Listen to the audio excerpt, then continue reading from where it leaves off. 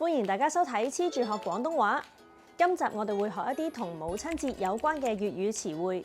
如果你哋中意呢一類影片咧，記得黐住我哋 like、subscribe 同埋 share 出去啦。母親節係一個用嚟感謝媽媽嘅特別日子。母親節，母親節，媽媽，媽媽，感謝，感謝。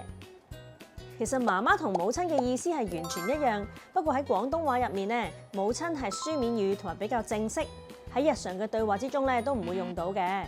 除咗媽媽同母親，我哋都會用英文翻譯出嚟嘅媽咪呢一個詞彙。媽咪，媽咪。好多人會送心意卡同埋花俾媽咪，尤其係康乃馨。心意卡，心意卡。康乃馨，康乃馨。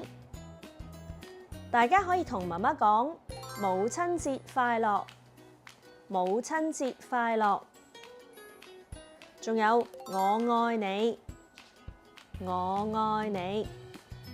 好啦，今次教住咁多先，我哋下集再見啦，拜拜。